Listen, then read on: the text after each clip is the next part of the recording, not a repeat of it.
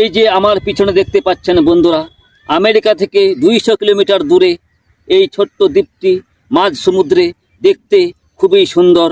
আর এই দ্বীপটি কোনো স্বর্গরাজ্য থেকে কোনো অংশে কম ছিল না।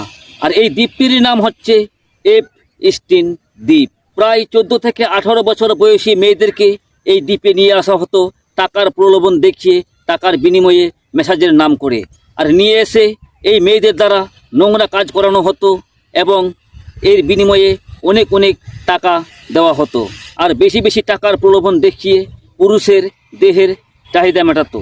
আর এখানে আসতো পৃথিবীর নামি দামি প্রভাবশালী রাজনৈতিক ব্যক্তিরা আর শিল্পপতিরা। আর এই সমস্ত কর্মকাণ্ডের পিছনে ছিল যে ব্যক্তি, তার নাম হচ্ছে Jeffrey Epstein. জেফ্রি এফ স্টিন, এই দ্বীপের মালিক। এই দ্বীপের মালিক জেফ্রি এফ স্টিন এই দ্বীপটিকে কিনে নিয়েছিলেন। অত্যন্ত সুন্দর নৈসর্গিক এই দ্বীপের মধ্যে ছিল বাসভবন এবং সুন্দর সুন্দর বেড। এই দ্বীপের মধ্যে ছিল সুইমিং পুল, জিম, হেলিপ্যাড। এই দ্বীপের অন্যতম একটা আকর্ষণ ছিল যে এই দ্বীপের মধ্যে কোনো পত্রকার বা সাংবাদিক যেতে পারতো না। বিশ্বের বিখ্যাত নামি দামি ধনী ব্যক্তিরা, রাজনৈতিক ব্যক্তিরা এই দ্বীপের মধ্যে গিয়ে তাদের অবাধ দেহের চাহিদা পূরণের কাজকর্ম করতেন এবং দেহের চাহিদা পূরণ করতেন। এই জেফ্রি এফ স্টিন চেন সিস্টেমে এই ব্যবসা শুরু করেছিলেন। তিনি অনাথ মেয়েদেরকে এবং স্কুলের মেয়েদেরকে টাকার প্রলোভন দেখিয়ে, টাকার লোভ দেখিয়ে এই দ্বীপের মধ্যে নিয়ে আসতেন এবং সেই মেয়েগুলির দ্বারা আবার নতুন নতুন মেয়েদেরকে নিয়ে আসা হতো। এবং যে মেয়েগুলো নতুন নতুন মেয়েদেরকে নিয়ে আসতো তাদেরকে এর বিনিময়ে অনেক অনেক টাকা দেওয়া হতো। আবার সেই নতুন মেয়েগুলো আবার নতুন কোনো মেয়েকে নিয়ে আসতো, তাদেরকেও অনেক অনেক টাকা দেওয়া হতো। আর এই জেফ্রি এফ স্টিন এই কর্মকাণ্ড শুরু করেছিলেন 1994 থেকে 1995 সালে। এই জেফ্রি এফ স্টিনের দ্বারা অনেক মেয়ে, অনেক মহিলা ধর্ষণ এবং কিডন্যাপের শিকার হয়েছে। কিন্তু সমস্যা হয়ে দাঁড়ায় যখন একটি স্কুল পড়ুয়া মেয়ে এই জেফ্রি এফ স্টিনের শিকার হয়ে পরবর্তীতে যখন সে বাড়িতে যায়, তখন তার বাবা মাকে সব ঘটনা বলে দেয় এবং সেই মেয়েটির বাবা মা চলে যায় পুলিশের কাছে।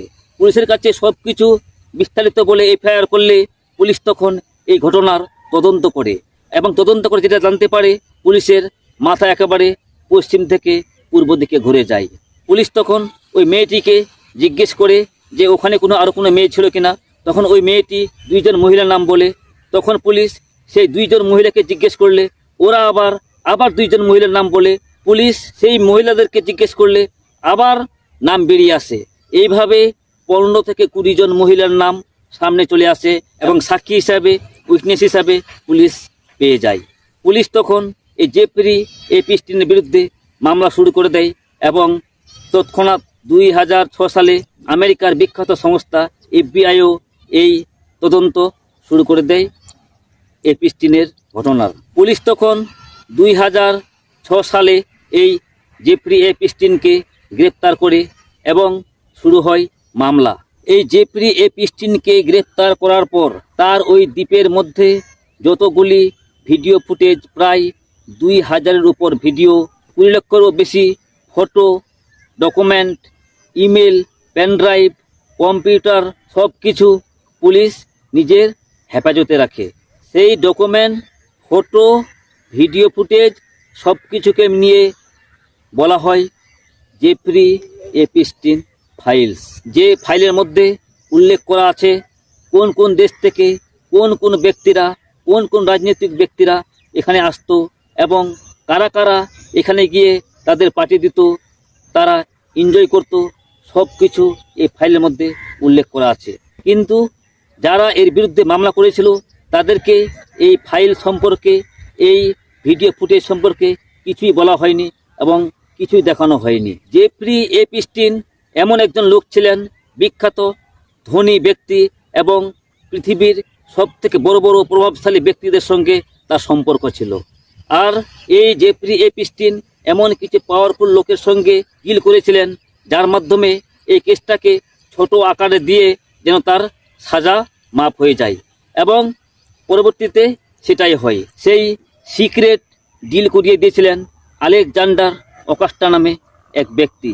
আর এর ফলে ছোটো মোটো দু একটা সেক্সুয়াল হ্যারাসমেন্টের কেস লাগিয়ে দিয়ে তাকে মাত্র 18 মাসের জন্য জেল দেওয়া হয়।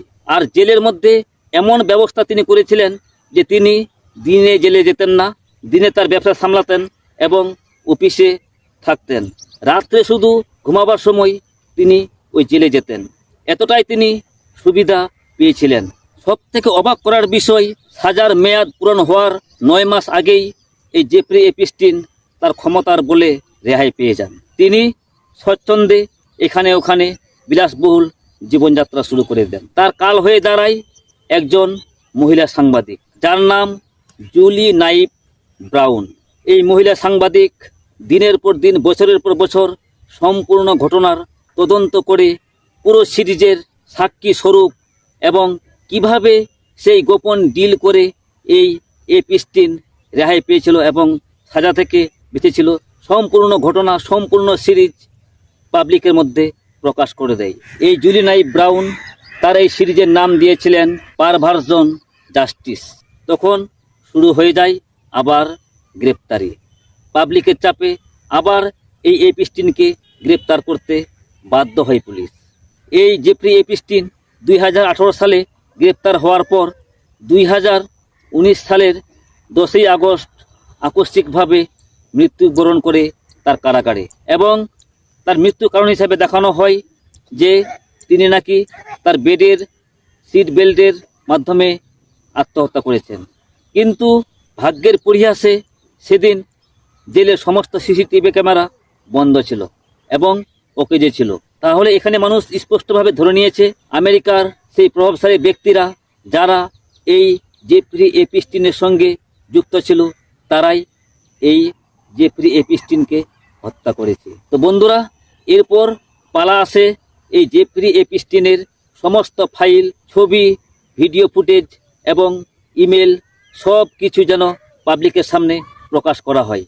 কিন্তু আমেরিকার প্রেসিডেন্ট এই ডোনাল্ড ট্রাম্প এই এপস্টিন ফাইল পাবলিক করতে না চাইলে, পাবলিকের সামনে প্রকাশ করতে না চাইলে জনগণ ক্ষুব্ধে ফেটে পড়ে। অবশেষে সরকারের চাপে এবং পাবলিকের চাপে এই 2025 সালে, গত 2025 সালে এপস্টিন ফাইলের 10,000 ফাইলস প্রকাশ করে পাবলিকের সামনে। আর যেটা দেখতে পায় পাবলিক, দেখি পাবলিক একেবারে হতবাক হয়ে যায়।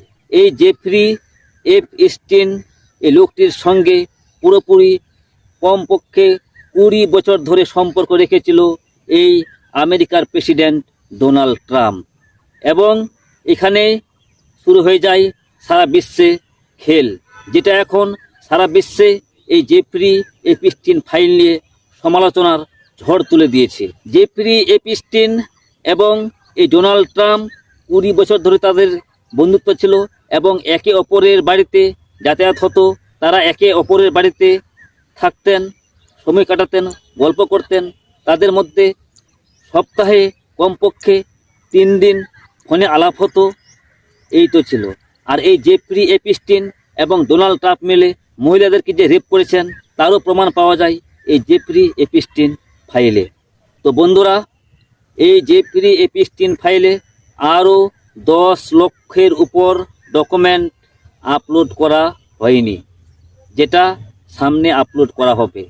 এতে আপনি, আমি সবাই নিশ্চয়ই দেখতে পাবো যে বিশ্বের কার কার নাম বেরিয়ে আসে। এখানে নিশ্চয়ই আপনারা দেখেছেন একটি ইমেলে আমাদের প্রধানমন্ত্রীর নাম পাওয়া গেছে। সামনে এই জেফ্রি এপস্টিন ফাইল আর কার কার নাম প্রকাশ করে এবং কার কার নাম পাওয়া যায় এবং পরিশেষে এই ডোনাল্ড ট্রাম্পের কি হয় অবশ্যই আমরা দেখতে পাবো। তো আজকের ভিডিও এখান থেকে, আবারও নতুন কোনো ভিডিও নিয়ে আপনাদের সামনে আসবো। বাই।